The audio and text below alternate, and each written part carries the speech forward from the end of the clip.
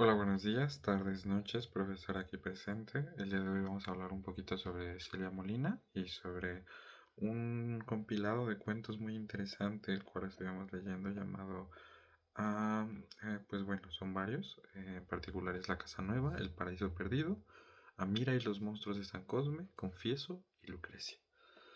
Primero que nada vamos a hablar un poquito sobre cuál fue la trayectoria de nuestra autora, ¿no? Tenemos en cuenta que Silvia Molina es una destacada eh, escritora con más de 40 años de trayectoria. Es reconocida como editora, es reconocida también como guionista y es reconocida también como pedagoga. A la misma forma, también tenemos que ella fue una mujer que pues, se, se formó bajo las ideas de los estudios en de la literatura prehispánica. También es licenciada en letras y es presidenta del Seminario de Cultura Mexicana. También es miembro de la Academia Mexicana de la Lengua. Y pues bueno, vamos a empezar un poquito a hablar sobre cómo es la, el estilo de nuestra autora. Vamos a hablar sobre un poquito sobre quién es Silvia Molina, ¿no? Primero, en estos cuentos, en este compilado de cuentos del que vamos a hablar, tenemos una nota introductoria que es de Evodio Escalante y la cual nos recuerda un poquito mucho al aviso posterior antes de recibir un fuerte empujón, antes de que nos mojemos con agua fría, antes de sentir que pues nos vamos a enfermar, como ese pequeño respinguete en la garganta. Y pues quisiera comenzar todo diciendo que el estilo de Silvia Molina, si bien no me parece particularmente igual, sí me parece destacado en la naturalidad y en la brutalidad que se utiliza, al igual que otros autores que vimos anteriormente en el curso, como Enrique Cerda. eh, Queremos entender que es muy literal su discurso.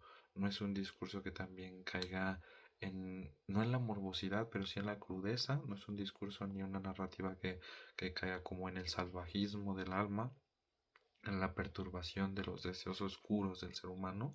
Siento que no va por ahí la cosa, sino siento que es como el entremés de que esas situaciones lleguen a darse. Es como la apertura, la introducción para que estas cosas sucedan, ¿no? Para que todas estas relaciones que pueden decirse que pueden ser brutales o pueden ser caóticas o pueden ser feísimas, pues se desarrollen. Y lo que me parece al menos de cómo está viendo Silvia Molina, todos estos cuentos que les acabo de mencionar anteriormente, es básicamente eso, como una presentación al dolor que le sigue, que le acompaña, que va a ser posterior a lo que va a mencionar. Tenemos primero un cuento que se llama La Casa Nueva. Y este cuento es un poquito interesante. Es sobre una niña que básicamente vive en una casa que no le gusta porque su familia está enojada todo el tiempo, porque su padre es alcohólico, porque su madre está exasperada por lo sucia que es la casa, por cómo está la casa, porque no les gusta la zona en la que es la casa, porque les parece pues una casa sucia. Dicho esto, a la niña por algún motivo que no se deja ver, y eso también me gusta mucho de la escritura de Silvia Molina, no es muy literal con decirnos qué está pasando exactamente, hace que nosotros tengamos como una visión más de reflexión acerca de qué es la probabilidad del por qué están pasando esto nuestros personajes, pero en fin, nuestra muchachita, nuestra niña en nuestro primer cuento, es una muchacha que de repente va a acompañar a su papá a una casa que queda justamente en la colonia Anzures, en la Ciudad de México. Ella lo acompaña y ella se imagina que tiene una vida maravillosa en esa casa, que tiene un cuarto propio para ella, un cuarto para sus hermanos, un cuarto para su madre y para su padre, que es un estudio donde él puede dibujar, y ya se nos da a entender que su padre es un dibujante, pero a la vez se nos da a entender que ella quiere ver a su padre dibujar, porque generalmente en su vida diaria ella lo ve como un alcohólico. Y la casa es como esa representación de que si ella viviera en esa casa, todos sus problemas se resolverían. Y su padre le ha prometido que van a vivir en esa casa próximamente. Entonces ella piensa que pues la van a ver porque pues están dando un vistazo a su próximo hogar. Eh, es un poco choqueante darnos cuenta que al final esta casa tal vez puede ser el producto de donde ellas vivieron, de donde ellas estuvieron juntas como familia junto con su padre y la perdieron por un embargo y esta casa fue rematada y fue vendida pues a otras personas. Eh, y pues justamente la historia y la mayoría de las historias que vamos a hablar a continuación terminan con esta brusquedad, terminan con esta narrativa en el que nos quedamos como a mitad de la historia, como que nos falta algo, pero eso que nos falta es justamente la intención que quiere dar Silvia Molina, que nosotros imaginemos qué es lo que va a pasar, ¿no? Después de ello. Después tenemos otro que se llama El Paraíso Perdido y esta es muy, esta es muy particular y me gustó mucho. Habla sobre una madre que tiene una hija llamada Marisol en la escuela, de aproximadamente 6 7 años, me acuerdo. Ella, tiene que participar en una kermés escolar para su hija. Ella no lo quiere hacer, pero su hija la motiva, ¿no? Por los deseos de la convivencia y pues los sueños que tiene un niño. Dicho esto, su madre al acompañarla, montar su espacio para la kermés, que era lo de la lotería, se dan cuenta las mayorías de las mamás o las personas ahí reunidas que todo se va a centrar en los registros civil, en este famoso juego de kermés que es cuando un niño y una niña se casan por el civil, de manera ficticia obviamente, y pues ella, en todo esto, llega a reconocer a su hija. Su hija tiene, pues si bien no un sueño, pues sí tiene una relación cercana con otro muchacho. Otro muchacho que pues básicamente tiene también una cierta, si no atracción, un cierto una cierta relación afín por esta muchacha Marisol. Y no es hasta una situación particular con su mamá que justamente no queda muy claro qué es lo que le pasa, o sea, qué es lo que realiza, cuál es la acción que realiza la mamá para que el muchacho se espante de la relación que estaba manteniendo o de lo que estaba pasando con Marisol, que todo se rompe. La relación tan maravillosa que tenía la mamá y la hija se rompe y el cuento se nos cierra con que estas sonrisas, estos destellos de encanto, todo este amor que le había proliferado su hija Marisol a su madre durante todo el cuento, desaparece a causa de este malentendido que tuvieron con este muchacho. Y creo que justamente es lo que mencionan también acerca de cómo es que se llama el título de la obra, ¿no? Que ¿cómo lo llaman? Discúlpeme, perdón. Lo llaman ay, El Paraíso Perdido. Porque al final de todo esto, las muchachas, bueno, Marisol termina su día en la escuela, están en el carro y cuando están platicando o su mamá no sabe cómo pedirle disculpas o cómo acercarse a su hija con todo lo que haya pasado, se siente nerviosa porque pues es como el primer amor de su hija o tal vez la primera relación que tiene con el sexo opuesto y no pasó muy bien. No se relacionaron muy bien y la niña supongo que quedó un poco dolida por las acciones de su madre. Y la frase que me pega mucho es como, este, cómo mencionan de que la conversación que su madre no pudo tener con ella, este, con un simple ya cállate, ¿quieres? De parte de Marisol, una niña que siempre había sido pues el tesoro de su madre, ¿no? Ahora la trata con un desdén, la trata con esta apatía que es propia de los adolescentes o los jóvenes e incluso los niños, ¿no? Pero que nunca se había presentado. Y creo que esto marca como justamente el título del cuento, ¿no? El paraíso perdido. Si las cosas no hubieran sido de la forma en la que hubieran sido, pues no hubiéramos llegado a este punto de quiebre entre la relación entre la madre y la hija y pues no hubieran desatado en esto. Y esto nos pone a pensar qué es lo que pasa después, cómo es que se forma la relación entre Marisol y su madre en los años venideros. Se llevan bien, se tratan con el mismo amor, solo fue un día, solo fue un mal día, o todo esto va a desencadenar en que pues su relación como madre e hija y en sus propias vidas pues sea turbia, ¿no? Y sea turbulenta. Después de este cuento, tenemos otro que se llama Amira y los monstruos de San Cosme. Este es un cuento un poquito más, más lento, un poquito más, más normal a mi parecer, con una argumentación un poquito más, más lineal, incluso en toda esta situación. Es sobre una niña que es, hija de padres migrantes, que viven en la Ciudad de México. Los padres migrantes, al tener como algunas remuneraciones económicas a causa del comercio que desarrolla el padre vendiendo telas en la ciudad, puede inscribir a su hija en uno de los colegios más importantes de la ciudad para niñas, que es un colegio francés que se llama el Colegio Francés de San Cosme. La niña nunca se ha sentido cómoda en la escuela, siempre retrata como esta situación en la que ella nunca quiso aprender, no sabe exactamente por qué no aprendió, no sabe por qué no le gustaba la escuela, porque bueno, en esta parte, quien nos está contando la historia es la misma niña, pero 20 años después, ya cuando es una mujer, ¿no? Ya está recordada, es como cuando nosotros cuando recordamos nuestra infancia. Dicho esto, justo ella siempre hace como ciertas analogías sobre lo que a ella le gustaría hacer y lo que no le gustaría hacer y cómo ella entiende su capricho por el hecho de no respetar las normas que le imponen sus padres y cómo se aprovecha incluso del amor de su padre y de la ingenuidad de su madre.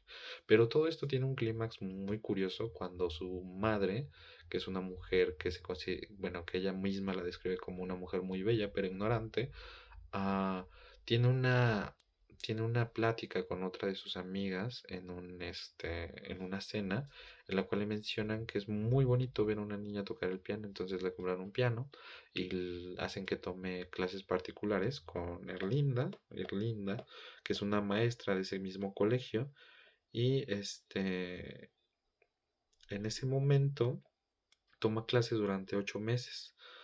En estas clases, al finalizarlas, que dan casualmente el mismo tiempo en que ella va a tener que cambiar de grado escolar, o sea, pasar de un año a otro, ella no es admitida de nuevo para estudiar en ese colegio. Y resulta que todo fue a causa de un chisme que esta misma niña inventó, pero como refugio a los propios traumas que se le estaban haciendo y que estaba teniendo en relación al aprendizaje de este nuevo instrumento. Ella comenta que había aprendido a solfear, a contar los tiempos con un metrónomo de forma precisa, a pararse de forma recta, a tener la posición adecuada en las manos, a callarse, a leer la partitura. O sea, ella había aprendido todo lo teórico, pero durante 8 meses, por parte de su maestra, nunca había aprendido a tocar este piano y siempre se le había prohibido. Así que una forma o un mecanismo incluso de defensa, podría decirse que la niña inventó una historia en la cual había un monstruo en esa clase, en ese cuarto de música, donde había un dragón que se comía a las niñas y comía a una niña al año y las trataba muy mal y las envenenaba con oídos dulces y con melodías aún más dulces de piano. Entonces, al escuchar estas palabras, simplemente, pues tanto la maestra que le estaba enseñando estas cosas de música como la directora, Hilaria se llama la maestra. Tanto la maestra Hilaria como la directora pues se ofenden mucho. Y además pues la niña no había sido como muy atenta a las calificaciones escolares, así que pues la botan. Y pues todo esto pasa como con la intensidad de que se vuelve más que, primero es un chisme, luego es un relato y luego se va convirtiendo en una cierta leyenda. Y incluso ella recuerda que 20 años después, ya en su tiempo actual, como ella ya es una mujer adulta, pues aún se sigue teniendo esta idea de que en ese cuarto de música de esa escuela particular hay un monstruo que cada año al menos se come una niña. Y pues después tenemos este cuento que me parece muy particular. Lo leí varias veces y aún no entiendo exactamente cuál fue la función, quiénes son los personajes principales. Se llaman Confieso. Comenzamos con una introducción de una pequeña cita textual de Salvador Elizondo, en la cual se nos narra un claustro, o una iglesia, una tipo abadía en donde viven una congregación de hermanas, pero a la vez donde es un lugar de esparcimiento cultural porque tienen biblioteca y a la vez es una iglesia. Entonces, no sé cómo llamar exactamente este lugar, pero al inicio se nos presenta un personaje que vive detrás de una estantería. Entonces podemos, bueno, primero se nos presenta un personaje que es de carne y hueso, que tiene una historia particular y yo lo asocié primero que era una monja que mantenía una relación pues amorosa y sexual con un padre de la iglesia, de esa misma iglesia, pero después, conforme pasa la narración y como vas leyendo, te das cuenta de que no es un personaje pues físico el que nos está contando esta obra, porque al principio creemos que es una monja, después entendemos que no es una monja, sino que es un objeto como tal, porque está detrás de una vitrina y se nos puede decir, y ella misma nos dice que detrás de la vitrina ella ve ciertas cosas que pasan, ve a las hermanas de la congregación, a las diferentes monjas, arreglar los libros, ponerlos en un lado, ve a un padre en el jardín que está hablando con una muchacha, ve a unos hombres besándose, ve muchas cosas y ella misma en esta relación de circunstancias y de cosas que pues le pasan, pues ah, comienza a tejer historias y a crear sus propias historias y ella se mete en parte de las historias.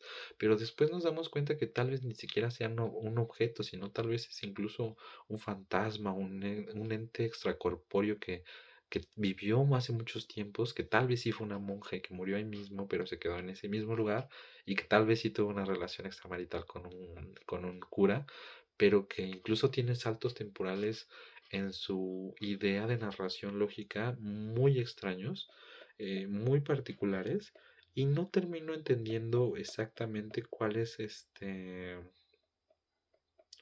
cuál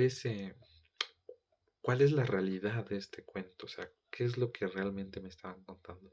Si era, si era una monja, era una estatua, como en el libro de la feria, de Juan José Arreola, me parece, que hay unas partes en este libro que habla incluso el mismo San José, ¿no? Este santo al que le van a hacer la fiesta patronal del pueblo.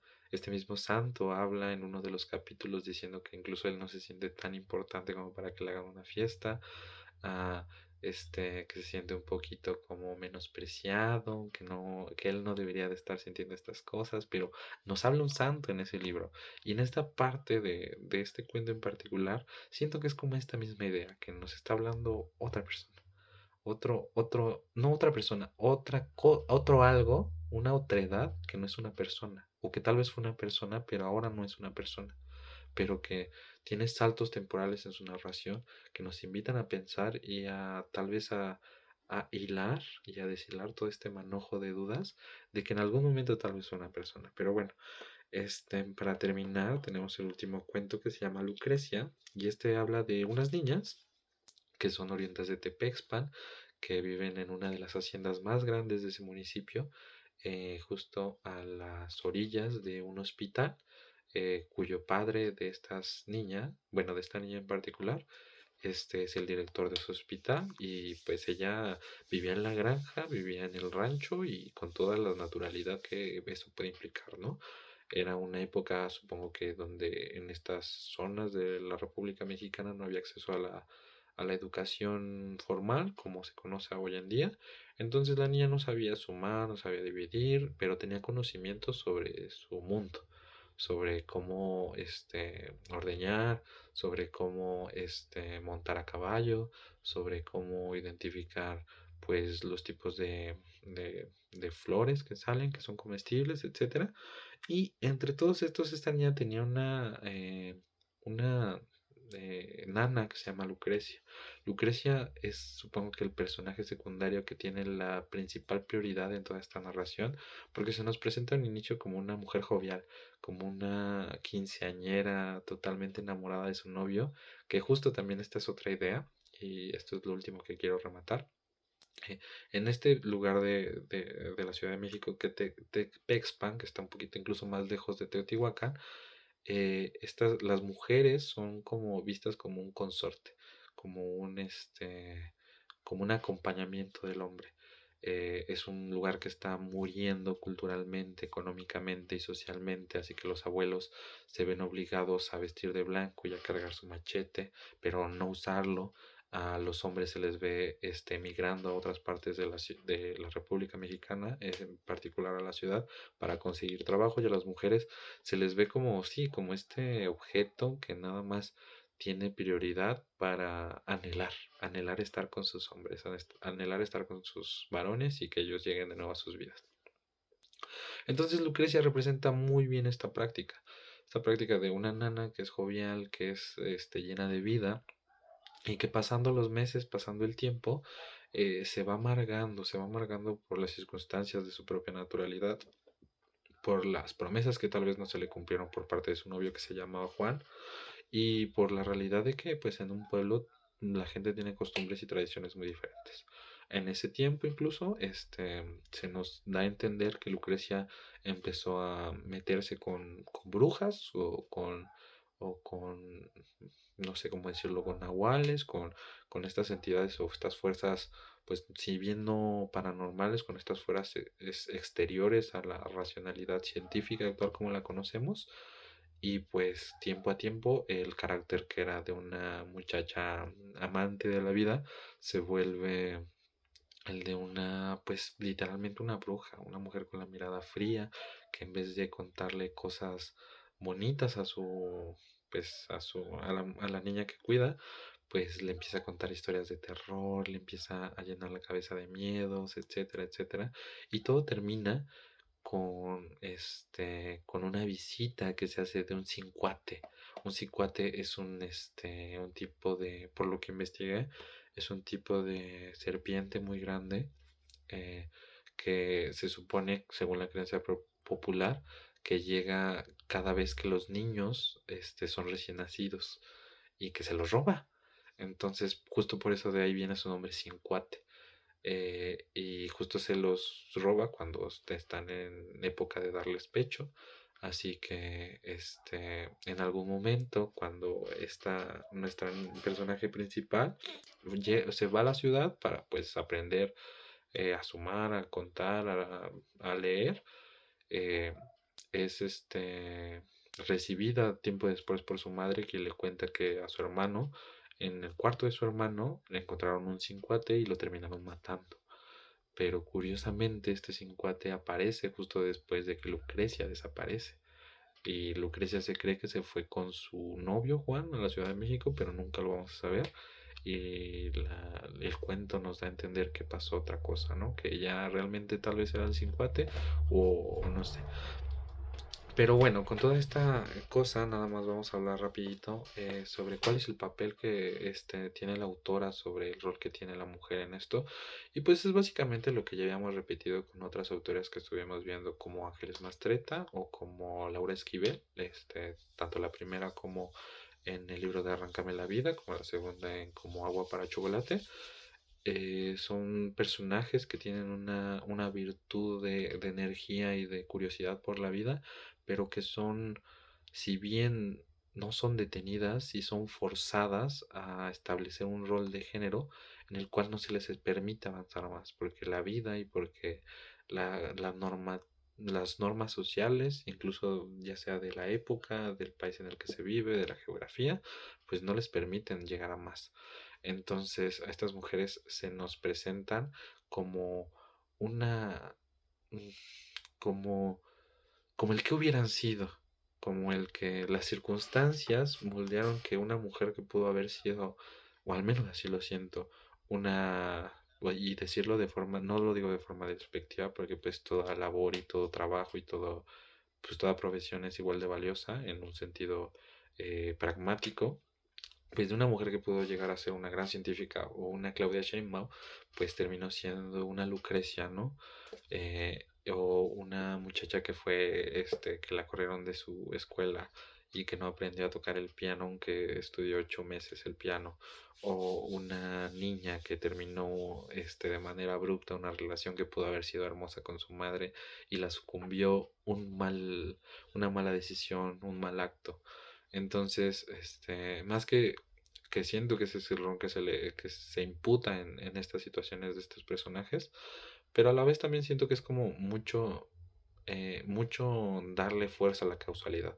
Porque si bien Silvia Molina utiliza puro personaje, bueno, sus protagonistas, al menos en estos cuentos, son personajes femeninos, apela mucho a la causalidad. Ellas no son producto de sus propias decisiones, sino son producto de las decisiones de otros y de las decisiones que ya pasaron antes de esos otros. Entonces, pues nada, para no hacer más lento este video y esta presentación, me despido. Buenas noches, profesora. Espero que esté teniendo una gran noche y cuídense mucho.